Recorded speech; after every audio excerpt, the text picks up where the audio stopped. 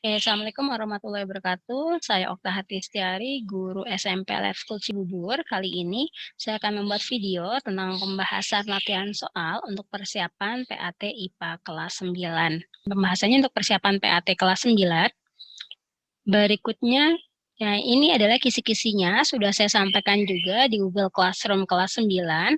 Jadi bisa dipelajari kembali. Jadi saya tidak akan menyebutkan satu persatu lagi. Oke, yang jelas materinya ada 4 bab. Pertama listrik statis, kedua partikel materi, 3 listrik dinamis, yang keempat kemagnetan. Nah, ada sepotong ebonit bermuatan listrik negatif digosok dengan kain wol. Oke, di sini ada kata ebonit. Nah, ebonit itu bermuatan listrik negatif. Nah, kita bahas satu persatu. Benda akan menjadi bermuatan listrik negatif jika kelebihan elektron. Berarti dia menerima elektron. Nah, kalau positif artinya kekurangan elektron. Karena elektronnya itu berpindah dari benda ini ke benda yang lainnya yang digosokkan. Nah, kalau dia netral, maka jumlah proton sama dengan jumlah elektronnya. Nah, itu yang netral. Nah, kita lihat di sini ebonit menjadi bermuatan listrik negatif. Berarti yang menerima elektron. Nah, kita cek satu persatu. Nah, yang bagian A, muatan positif dari ebonit pindah ke wol. Nah, muatan positif nih yang pindah. Nah, sekarang kita akan masuk dulu mengenai atom dan bagian-bagiannya. Jadi, di bagian inti ada muatan positif dan ada yang tidak bermuatan. Nah, lalu di kulitnya, di bagian luar, ini ada yang bermuatan negatif, ini adalah elektronnya. Tuh, jadi elektron berlapis-lapis sama seperti di kulit bawang merah. Jadi berlapis-lapis seperti ini. Nah, kita cek kalau di bagian luar, ini namanya elektron. Nah, karena dia berada di bagian luar, jadi saat benda itu saling bergesekan satu sama lain, maka elektron inilah yang akan berpindah. Nah, kalau yang muatan positif, ini namanya proton. Lalu yang tidak bermuatan namanya neutron atau inti dari atom. Nah, di sini yang bermuatan negatif adalah ebonit, maka muatannya bisa berpindah adalah elektron. Jadi yang muatan positif ini salah. Karena muatan positif butuh energi yang cukup besar untuk bisa berpindah. Nah, ini juga ada kata muatan positif. Nah, berarti yang bisa pindah adalah elektron. Nah, yang bagian B, elektron dari wol pindah ke ebonit. Nah, ini yang benar. Karena pindahnya ke ebonit, berarti ebonit yang menjadi banyak elektron. Karena banyaknya elektron, ebonit ini menjadi bermuatan listrik negatif. Gitu. Kalau yang di bagian D kenapa salah? Karena elektron dari ebonit pindahnya ke wol. Nah, kalau pindahnya ke wol, maka wolnya yang jadi negatif, bukan ebonitnya. Oke, nah ini soal yang berikutnya terkait dengan gaya kolom. Nah, bagaimana kita tahu itu soal gaya kolom? Yang pertama kamu analisis dulu nih. Jadi ada dua buah benda mengandung muatan listrik yang terpisah dengan jarak tertentu. Nah, itu udah ciri-ciri dari gaya kolom. Nah, di sini gaya kolom menggambarkan interaksinya tolak-menolak. Nah, jadi benda yang bermuatan di sini yang digunakan muatannya sejenis sehingga terjadi gaya tolak-menolak. Nah, kita tuliskan dulu rumusnya. F sama dengan, karena gaya kolom, kakiku robek-robek. Di kaki 1 Q2 per R kuadrat. Agak serem ya rumusnya. Oke, kita lanjutkan. Nah, di sini K itu artinya konstanta gaya kolom yang pastinya jumlah sebelum ataupun sesudahnya bernilai sama. Nah, yang berbeda di sini, yang pertama, P dan muatan Q, maaf. Muatan P-nya 2, muatan Q-nya 3. Berada pada jarak 5 cm, terjadi gaya tolak menolak dengan gaya 3F. Nah, kondisi yang Ibu lingkari warna biru ini berarti kondisinya sebelum diubah. Atau sebelum diperbesar, atau sebelum diperkecil. Nah, bagian yang diperbesar atau diperkecil berarti itu kondisi afternya. Ada yang Ibu lingkarin ini 8Q, 1Q, dan di sini ada jaraknya jadi 10 cm. Nah, itu yang diubah. Berarti kita buat perbandingan before sama after. Nah, before-nya berarti F1 per after-nya F2. Nah, K tidak Ibu tulis lagi karena konstanta itu sama. Nah, kita masukkan Q-nya, tanda plus ataupun tanda min nanti kalau kamu ketemu soal perbandingan seperti ini tidak perlu dimasukkan karena plus min hanya menunjukkan gaya tolak menolak atau tarik menarik, jadi bentuk interaksinya saja. Nah, masuk ke rumus semuanya tandanya sama positif semua. Berarti kita masukkan F1-nya, itu bernilai 2, jadinya 2 dikali dengan muatan Q-nya 3 per jaraknya 5 cm, pangkat 2 jangan lupa. Nah, di bagian bawah itu afternya. Afternya ada benda 8 Ki, lalu 1 Ki per jaraknya 10 cm, berarti 10 pangkat 2. Oke, tinggal digabungkan yang atas berarti menjadi 6/25, yang bawah menjadi 8/100. Nah, karena dia pecahannya bertingkat, maka pecahan yang ada di bawah ini akan dibalik posisinya. Kita cek ya, 6/25 dikali 100/8. Nah, ini bisa dicoret. Atas sisa 4, ini bisa dicoret sama 8, sisanya 2. Lalu 6 sama 2 bisa dicoret, sisanya 3. Nah, setelah dicoret-coret seperti ini, tidak bisa dibagi lagi, ini udah habis. Berarti artinya di sebelah kanan itu hasil akhirnya 3/1. Nah, tinggal dikali silang bagian ujung kiri dan bagian ujung kanan. Gitu. Nah, tinggal dimasukkan nilai F1-nya berapa. F1-nya di situ 3F. F2-nya nggak tahu, lalu 3/1. Nah, karena udah berada di ujung-ujung, tinggal kamu kali silang F2 sama 3. Lalu 3F sama 1. Nah, dia akan menjadi 3F2 sama dengan 3F. Maka F2 sama dengan 3F/3. Nah, 3 sama 3 bisa dihilangkan, bisa coret. Nah, hasilnya adalah F atau 1F. Oke, itu dia hasilnya, maka jawabannya delta. Gitu. Jadi yang teliti ya, mana yang kondisi sebelum, mana kondisi yang sesudah. Oke, selanjutnya Ibu akan clearkan. Oke, kita masuk ke soal berikutnya. Kali ini gaya tarik-menarik antar kedua muatan atau kedua benda, berarti kita menggunakan gaya kolom secara utuh, bukan perbandingan ya. Kalau secara utuh, maka satuan-satuan harus diperhatikan. Yang pertama, kita tulisin dulu rumusnya, F sama dengan kaki 1 Q2 per R kuadrat. Oke, kita tinggal masukkan nilainya. F sama dengan, K itu konstanta, 9 kali 10 pangkat 9, sudah tertulis di sini. Nah, dikalikan muatan pertama. Nah, di sini ada tanda min, tanda plus, dia hanya menunjukkan interaksinya. Tarik-menarik, atau nanti min sama min, berarti tolak-menolak, plus dengan plus juga tolak-menolak. Gitu, jadi hanya interaksi. Sehingga saat masuk ke dalam rumus, tandanya berubah jadi positif semua, karena kita mau tahu nih besarnya berapa sih gayanya. Gitu, jadi tidak berpengaruh sama muatannya, kalau di bagian perhitungan. Jadi 6 kali 10 pangkat min 9, dikalikan 8 kali 10 pangkat min 9. Di bagian bawah, satuan dicek lagi nih.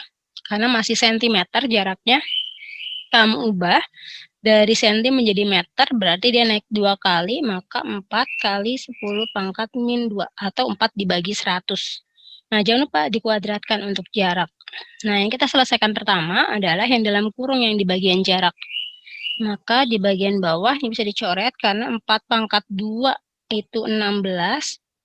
10 pangkat min 2 dikaliin pangkat 2 hasilnya minus 4. Oke, itu ya. Jadi kita pakai yang di bagian bawah setelah dikuadratkan. Oke, Ibu akan hapus bagian ini. Oke, kita lanjut. Nah, jadinya di bagian atas bawah masih bisa disederhanakan. 8 sama 16 sisa 2. 6 sama 2 sisa 3. Jadi tinggal dikalikan, ada 9 sama 3, 27. Jadi kalau soal seperti ini, kamu selesaikan dulu angkanya selain 10 pangkat. Jadi 10 pangkat itu belakangan. Tapi tetap harus teliti ya. Di sini kalau dikali berarti pangkatnya dijumlah. Ini ada 9, ada min 9, berarti 9 kurang 9. Berarti ini habis 9 dikurang 9 atau 9 tambah min 9. Yang tersisa di sini pangkatnya min 9. Ibu buat pangkat di sini ya biar mempermudah kamu. Terpisah.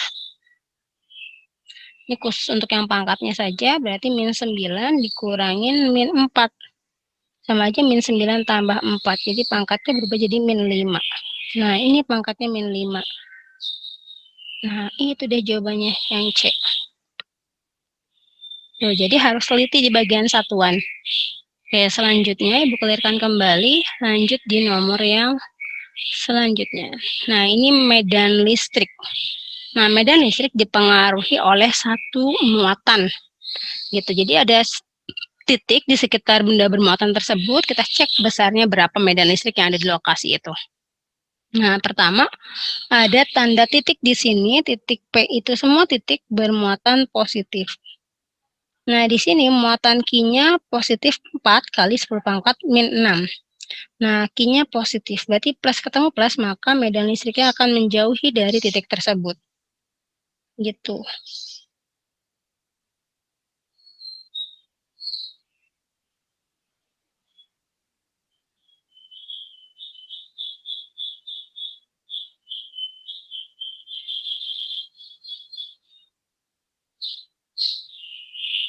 Oke, sebentar. Ibu hapus terlebih dahulu karena ini nggak bisa dihapus ternyata. Bentar ya. Ibu stop share. Ibu share screen kembali. Oke, ini medan listriknya dan arah medan listrik di titik P tersebut adalah, oke, pertama seperti yang Ibu sampaikan, kita analisis terlebih dahulu. Nah, titik ini selalu bermuatan positif. Nah, di sini muatan Q-nya besarnya juga positif. Nah, plus ketemu plus, maka dia akan tolak-menolak. Maka kalau di sini tanyakan medan listrik di titik P tersebut berapa dan arahnya kemana, maka kita ambil garis. Kita bisa tarik tanda panah, maka tanda panahnya itu ke arah kiri. Ini tanda panah E, artinya medan listrik. Nah, medan listrik simbolnya E. Gitu. Nah, karena di sini sama-sama plus, maka titik itu akan menjauhi dari muatan. Jadi arahnya ke kiri. Berarti jawaban yang benar kita tandai dari arahnya dulu. Ini kiri, ini juga kiri. Berarti kalau nggak B, yang C. Nah, tinggal kita cek besarannya berapa. Nah, cara pertama, medan listrik itu rumusnya F bagi muatan. F itu gaya kolomnya per muatan. Tapi di sini, di soal ini tidak ditentukan, atau tidak diketahui, tidak diketahui berapa besar gaya yang ada. Berarti kita bisa pakai rumus yang kedua. E sama dengan kaki per R kuadrat. Nah, ini akan kita gunakan karena muatannya ada nilainya, R-nya jarak juga ada nilainya, dan konstantanya juga ada nilainya. Berarti kita bisa lengkap pakai yang kedua. Berarti 9 kali 10 pangkat 9, Q-nya sebesar 4 kali 10 pangkat min 6, per R-nya lagi-lagi di sini masih senti, maka diubah dari senti ke meter, pangkatnya min 2 karena naiknya 2. Nah, jangan lupa dikuadratkan. Jadi kita selesaikan dulu yang ada kuadratnya. Setelah dikuadratkan, ini menjadi 16, lalu 10 pangkat min 2 kali 2 pangkatnya minus 4. Oke, kita tinggal selesaikan. Ada 4, ada 16. Di sini sisanya 4. Nah, seperti yang di gaya kolom, kita beresin dulu yang angka 10 pangkat belakangan. Nah, 9 dibagi 4 berarti 8, 2, 10,82, 25. Nah, 2,25 kali 10 pangkat. Di sini 9 tambah min 6, 3. 3 tambah 4, 7. Satuannya N per C. Udah selesai. Nah, jawabannya yang C. Gitu. Jadi, teliti dulu, pastikan selesai bagian yang ada kuadrat, yaitu jarak. Oke, berikutnya bahkan hapus, lanjut ke nomor kedua. Udah. Nah, ini pembahasan yang di bab 2 tentang atom. Seperti di soal sebelumnya di nomor 1, berarti kita tandain dulu nih. Kalau yang negatif ini elektron. Elektron. Positif ini proton. Nah, kalau mengecek muatannya apa, berarti fokusnya hanya di dua aspek ini, di elektronnya dan juga protonnya. Kita cek jumlahnya. Elektron ada 1, 2, 3, 4, 5. Berarti ada 5 elektron. Nah, protonnya yang positif ada 3. Nah, di sini terlihat nih banyakan elektron, maka dia menjadi bermuatan negatif. Kalau nggak jawaban D, jawaban C di sini. Nah, tinggal alasannya. Kalau negatif artinya bendanya atau muatan ini menerima elektron. Gitu. Kalau dia kehilangan malah jadinya positif. Jadi itu jawabannya yang C. Berikutnya. Nah, soal yang kedua di bagian bab tentang partikel materi. Pertama, tentukan jumlah proton, elektron, dan neutron dari masing-masing atom. Ini ada atom, ada juga yang ion ya di sini. Nah, pertama dari yang Al dulu. Al ini aluminium. Nah, plus muatannya positif. Nah, ini namanya kation. Kation itu ion yang muatannya positif. Nah, kalau yang bagian tengah atau Ni itu nikel. Nah, nikel di sini tidak ada tanda plus dan min, artinya ini atom. Bukan ion ya. Nah, kalau di bagian Cl ada tanda minusnya, berarti dia atom yang bermuatan listrik negatif, namanya anion. Ya, tinggal kita cek satu persatu. Dari 27, 13, ini Al, ada tanda 3 plus. Proton. Nah, proton berada di bagian bawah, ini proton. Lalu Ibu tulisin juga di sini ada Ni, saya mempermudah 5928. Nah, bawah ini berarti protonnya. Cl-3517. Nah, ini bawah berarti proton. Nah, kita cek proton ada 13, protonnya 28, protonnya 17. Nah, kalau dia atom bukan ionnya, kalau dia atom jumlah proton ini sama dengan elektron. Jadi elektronnya juga sama-sama 28. Tapi beda dengan ion. Kalau dia ion, baik kation maupun anion, kita cek di sini elektronnya untuk aluminium terlebih dahulu. Nah, ada tanda pangkatnya di sini, bukan pangkat ya, ada tanda 3+, berarti artinya dia melepaskan 3 elektron. Berarti 13 dikurangin 3, artinya dia lepas 3. Ada plus berarti artinya dia kelebihan. Kelebihan maka dia dilepaskan. Dilepaskan sebanyak 3, maka elektronnya jadi 10. Tapi kalau dia di anion, ini elektronnya -1, berarti artinya dia menerima 1 elektron. Kalau dia menerima, maka tambah 1 elektronnya masuk. Kalau misalnya di sini pangkat, bukan pangkat, kata tandanya -2 atau 2-, berarti dia menerima 2 elektron. Gitu ya, jelas perbedaannya.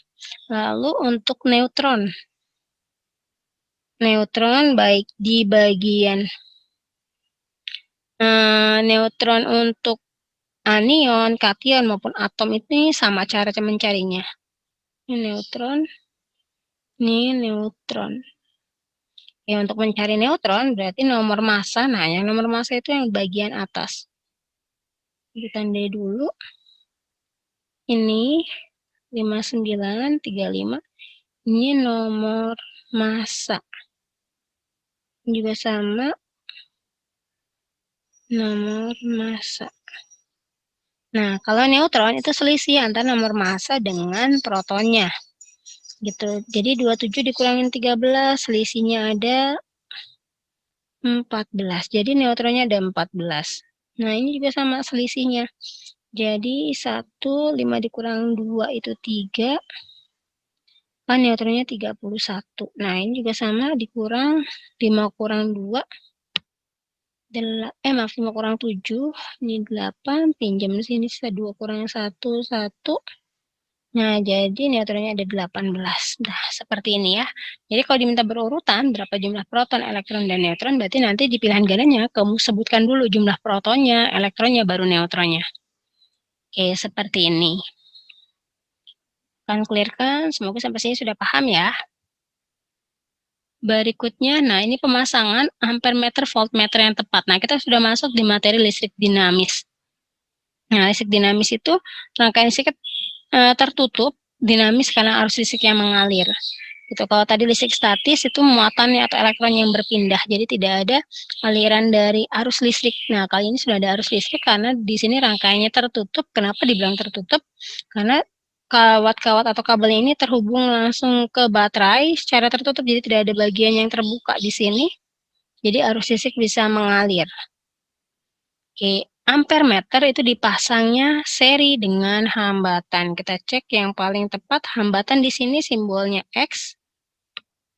Nah, berarti ampere meter dipasang seri dan voltmeter dipasang paralel dengan hambatan. Jadi, seri itu yang ke samping ya, atau yang menggunakan satu kawat, terus tidak masuk ke cabang.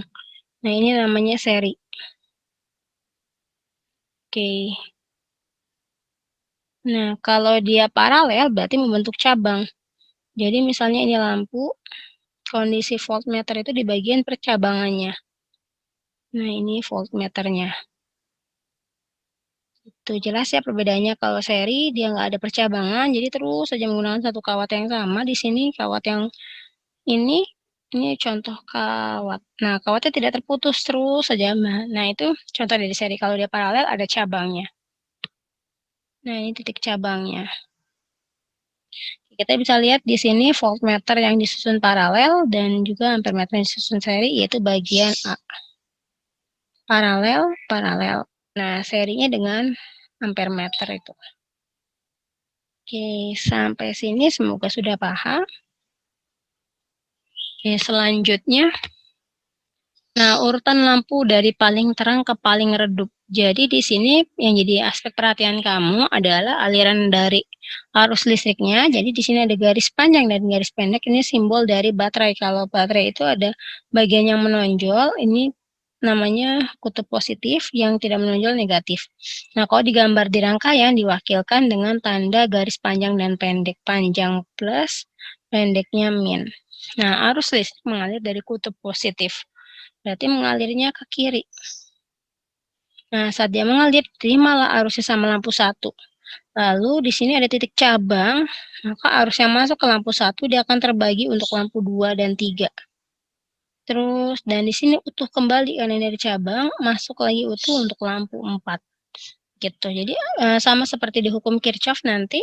Jadi arus yang masuk ke titik cabang sama dengan arus yang keluar dari titik percabangan tersebut. Nah, urutan lampunya paling terang adalah yang menerima arus listrik paling banyak.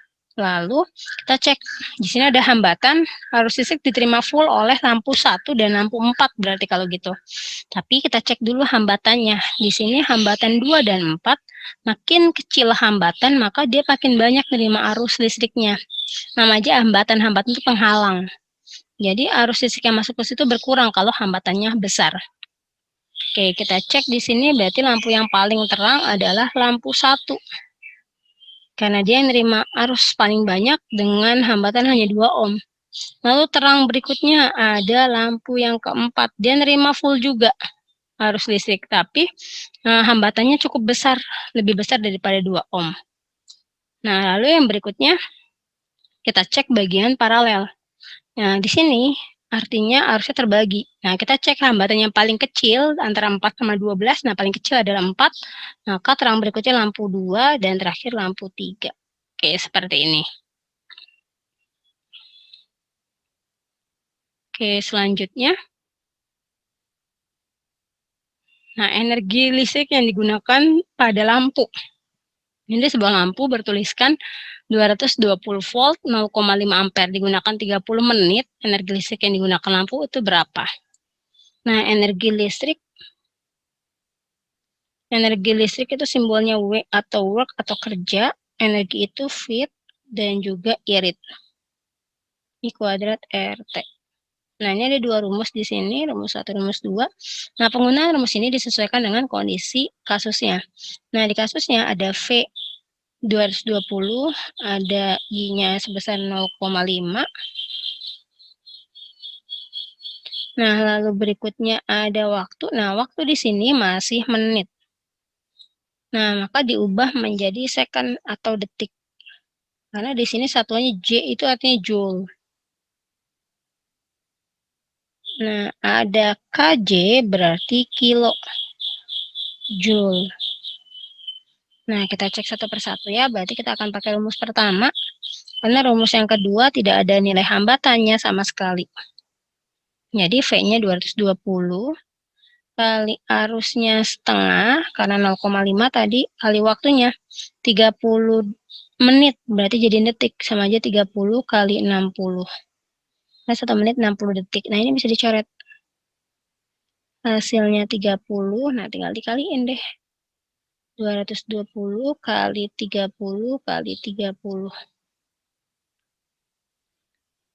Oke, berarti kita bisa hitung 220, 3 kali 3, 9. Nah, nolnya 2. 18, 1, 18, 19, 198, nolnya tambahin 3. Nah, di sini nilainya 198.000. Nah, ini masih joule. Jadi, kalau nanti kamu ketemu soal, nah di soalnya itu,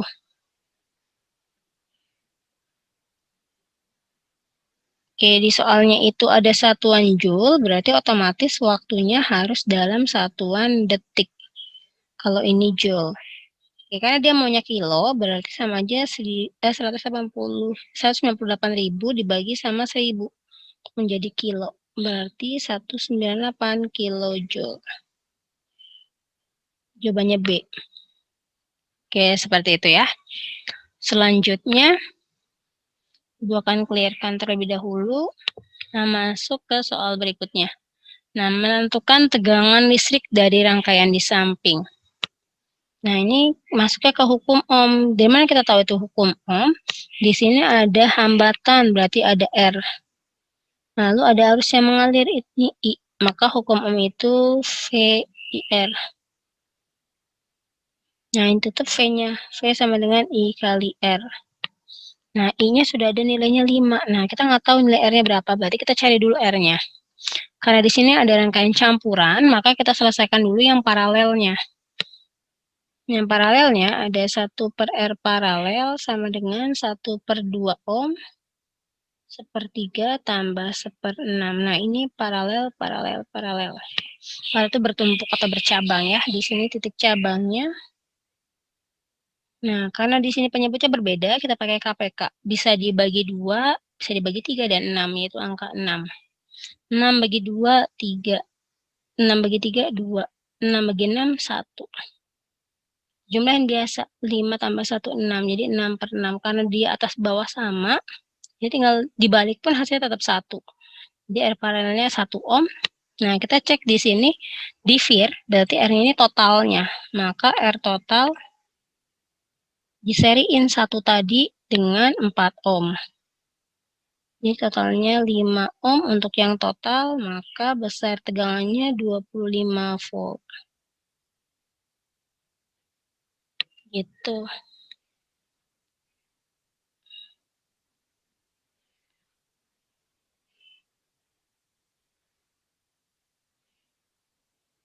Gitu ya.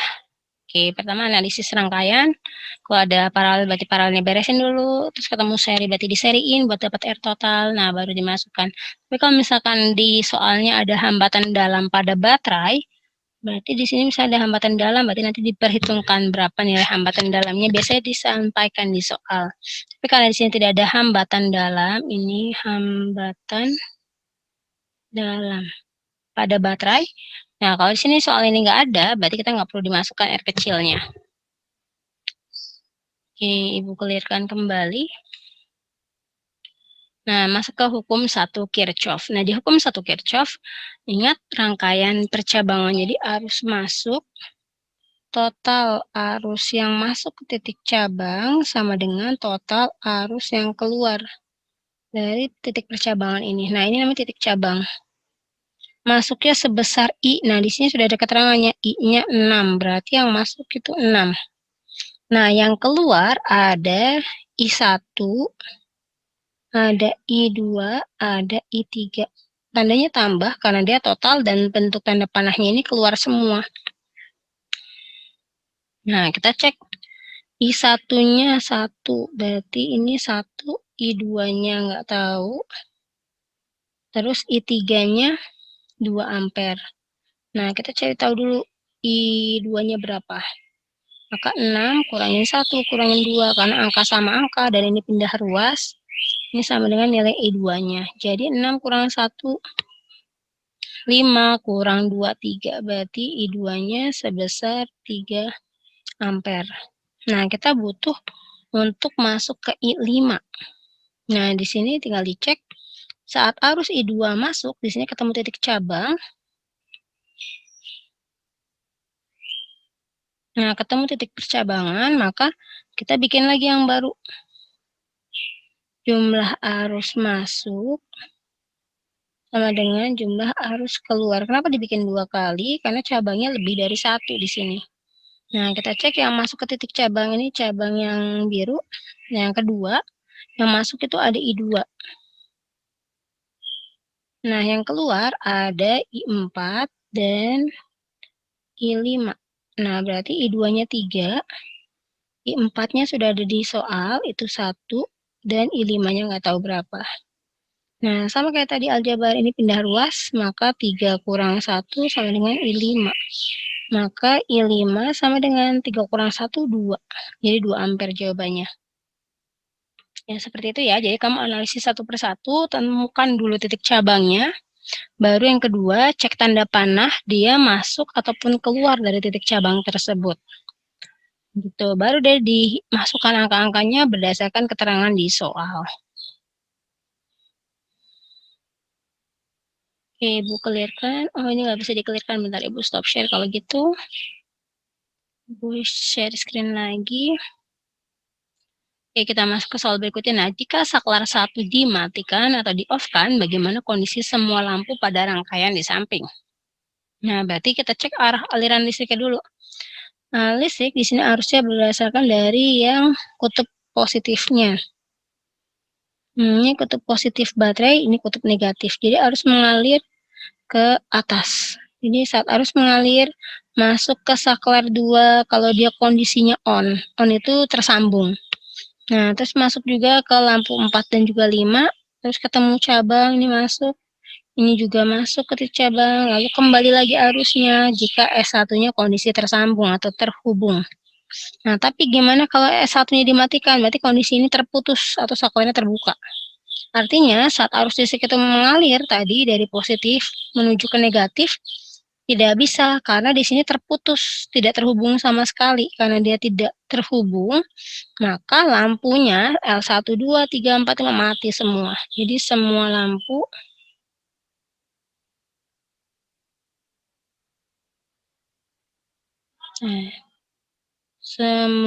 lampu padam. Tapi kalau S2-nya yang di-off-kan, S1-nya di-on-kan, berarti listrik mengalir menuju ke S2. Nah, langsung deh mengalir ke saklar 1. Jadi yang mati lampunya L4 dan 5. Gitu ya. Jadi langkah pertama, cek dulu aliran arus listrik. Yang kedua, cek kondisi saklar. Di-on-kan berarti dia terhubung, terkoneksi dengan baik. Kalau di-off-kan berarti kondisi saklarnya terbuka. Gitu, tidak terhubung ya. Oke, Ibu clear-kan kembali. Lanjut ke sini. Oke, kita masuk ke bagian keempat terakhir tentang kemagnetan. Nah, seperti gambar ini menunjukkan terjadinya proses pemagnetan atau pembuatan magnet dengan cara induksi. Nah, induksi artinya didekatkan, gitu.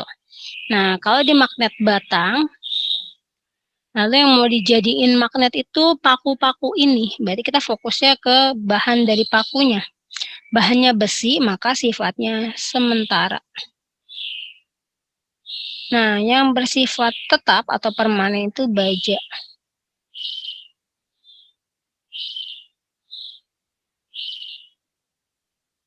Nah, berarti di sini karena S dari kutub di magnet, maka A ini menjadi utara karena saat dia menempel, otomatis kutubnya itu berlainan.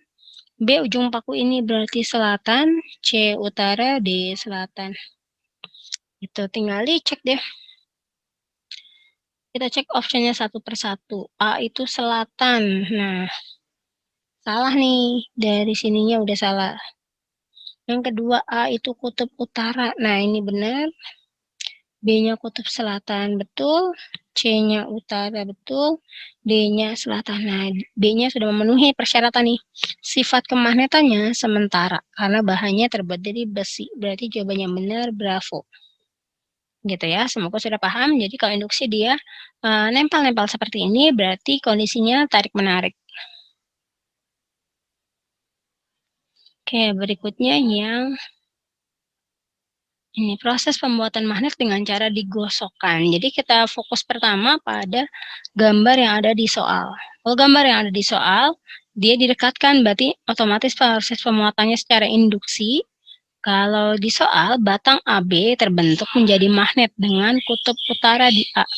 Nah, kamu langsung kasih tanda utaranya di A, selatannya di B. Nah, karena dia disentuhkan sama batang peki yang dijadikan magnet dengan cara penggosokan yang benar yang mana? Nah, berarti kita cek dari soal, kalau utara di A, B selatan, maka P-nya utara, Q-nya jadi selatan. Nah, kamu suruh cari dari option ini mana sih yang menghasilkan P utara, Q-nya selatan. Kalau penggosokan, pertama kali yang dilihat adalah magnet yang digunakan untuk menggosok. Di sini yang kena sentuhan pertama, dia akan menjadi kutub yang sama dengan magnet tersebut. Lalu yang kedua, cek arah tanda panah. Kita mulai satu persatu. Dari bagian D terlebih dahulu, di sini tanda panahnya bolak-balik.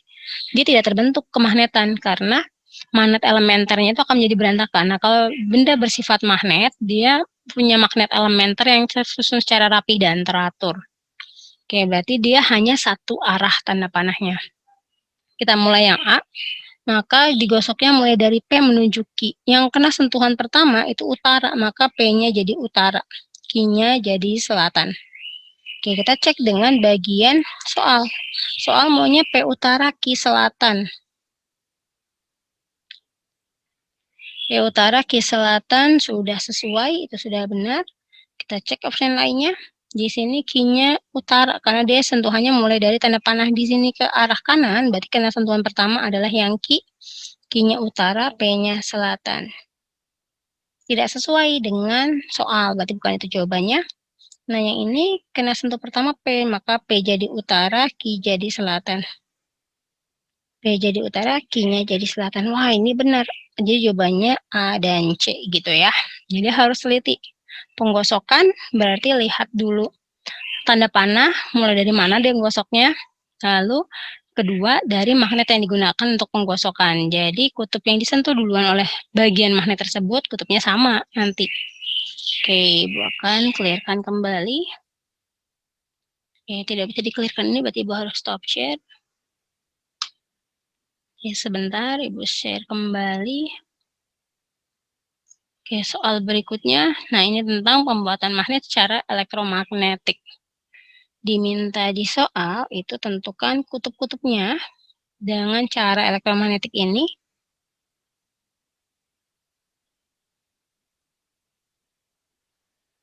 Nah, elektromagnetik karena melibatkan sumber listrik yaitu baterai. Nah, berarti cara melihatnya kita pakai kaidah tangan kanan. Kaidah tangan kanan. Nah, ibu jari menunjukkan kutub utara. Nah, ini cluenya. Nah, kita cek di sini arah aliran arus listrik selalu dari yang panjang atau kutub positif ke negatif. Ini positif ke negatif, berarti mengalirnya ke kiri. Nah, itu tahap pertama, lihat arah aliran listrik. Jadi, lihat aliran listrik atau aliran arusnya. Lalu yang kedua,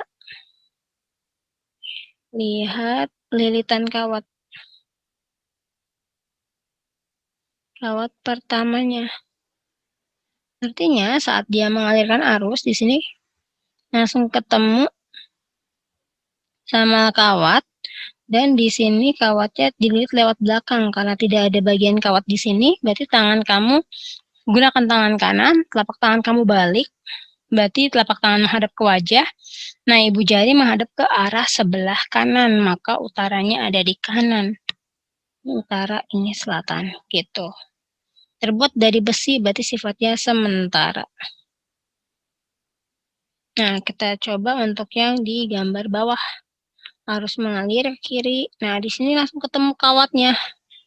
Bedakan dengan tadi ya, di sini tidak ada kawat, di sini langsung ketemu kawat. Artinya, yang gambar kedua atau bagian bawah ini lewat depan.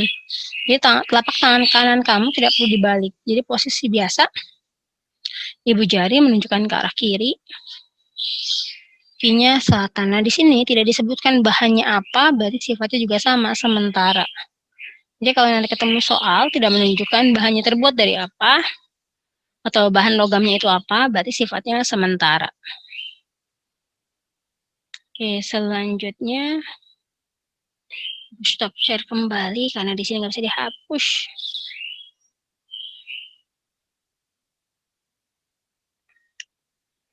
Oke, sebentar.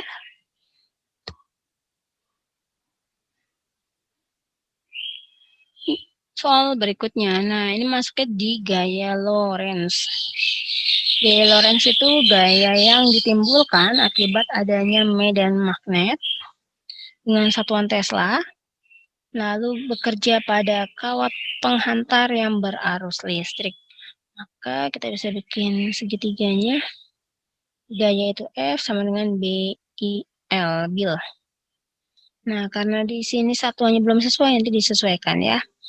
B itu medan magnet, satuannya Tesla atau T besar.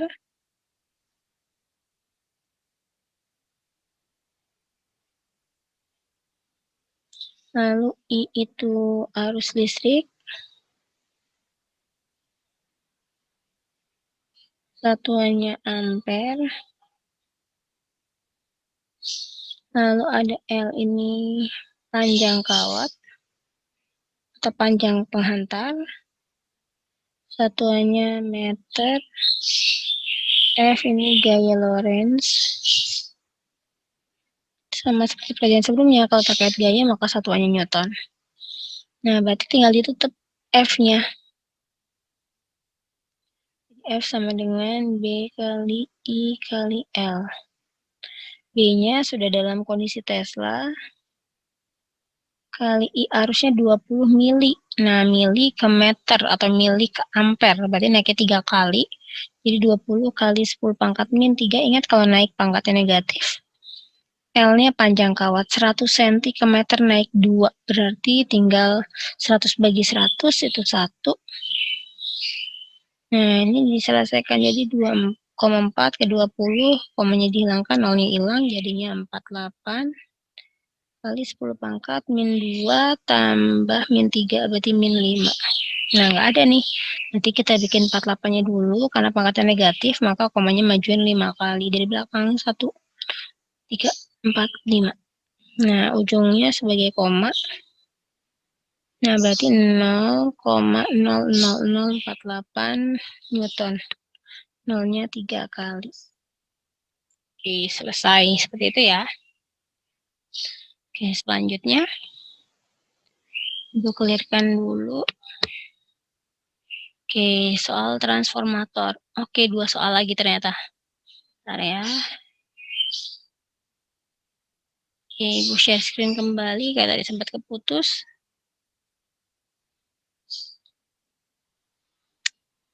Nah, ini. Ibu buat ke atas dulu slideshow.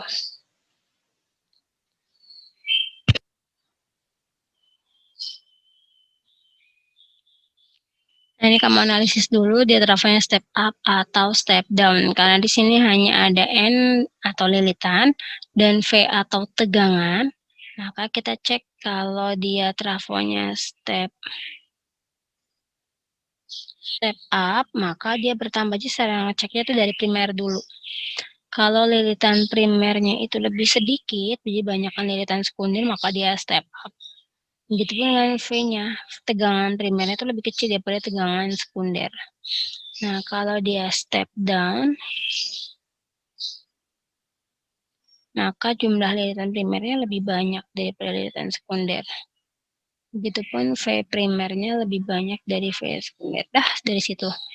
Nah, kita cek dari kondisi primernya ya. Jadi bukan dari sekunder, tapi dari primernya. Di sini NP 500 ke NS, berarti dia nambah nih, berarti dia up. Kita cek V-nya dari primer ke sekunder juga nambah, ini up. Tapi kalau dari sini primer ke sekundernya berkurang, maka dia step down. Ini juga berkurang, maka step down. Nah, tinggal dicek alasannya. 1 step up. Nah, ini udah benar. Otomatis ini yang salah, karena satunya dibilangnya step down. Jadi kita cek yang A sama B alasannya. Step up karena lilitan primer itu lebih banyak atau lebih besar dari sekunder. Nah, kita cek kalau lilitan primer lebih banyak, berarti dia step down. Jadi pernyataan A salah. Pernyataan B, lilitan sekunder lebih banyak. Lilitan sekunder lebih banyak, benar. Nah, berarti ini yang sesuai. Step down, lilitan primernya lebih banyak dari sekunder. Betul. Ya, jadi jawabannya yang B. Ini berikutnya, Ibu clearkan lagi. Soal terakhir. Nah, ini bagian transformator. Kalau ada lambang, ini lambang angka 8 horizontal ini, atau lambang tak hingga, ini simbol dari V primer, sumber. Jadi primer ini nama lainnya sumber. Kalau dia digunakan, nah yang digunakan oleh lampu, maka yang bekerja di sini namanya V-nya sekunder. Ini yang digunakan. Oke, nah tinggal dimasukkan. Jadi VP-nya ini VS-nya tidak ada. Nah, maka lilitan yang bekerja dengan primer, maka 600 ini sebagai N primer. Maka 150 ini N sekunder. Maka arusnya ini arus primer. Yang bekerja di sini arusnya sekunder gitu ya. Jadi tahap pertama, cek simbol dulu primer ada di mana. Kedua, lilitan yang dekat sama primer, maka jadi lilitan primer. Gitu, yang dekat sama lampu atau hambatan, maka lilitannya sekunder. Oke, tinggal dimasukkan rumus utamanya dari trafo. VP per VS sama dengan NP per NS sama dengan IS per IP. Nah, yang ditanyakan kuat arus listrik yang mengalir pada lampu, berarti IS-nya ini yang nggak ada. Nah, kita cek satu per satu. IS-nya pakai yang mana? Oh, berarti kita bisa pakai gabungan antara N dengan I, karena di sini I-nya dikasih tahu IP-nya. Nah, kita masukkan. Kalau mau gabungan V dengan I juga boleh, karena V-nya juga, V-nya nggak bisa. V-nya di sini sekundernya nggak ada. Jadi kalau untuk rumus trafo, kita pakai yang ada di soal. NP primernya 600, NS 150 sama dengan IS-nya nggak tahu, IP-nya 2. Nah, ini coret. Hasilnya 60 bagi 15, 4. Jadinya IS-nya tinggal kali silang. IS sama dengan 4 kali 2. Jadinya 8 ampere. Oh, oke deh, selesai. Pembahasannya sudah lengkap. Jadi kalau ada Ibu share dulu.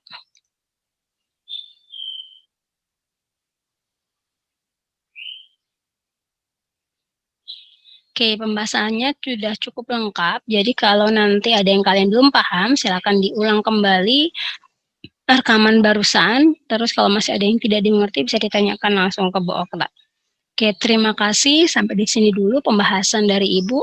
Sukses buat PAT kalian ya. Wassalamualaikum warahmatullahi wabarakatuh.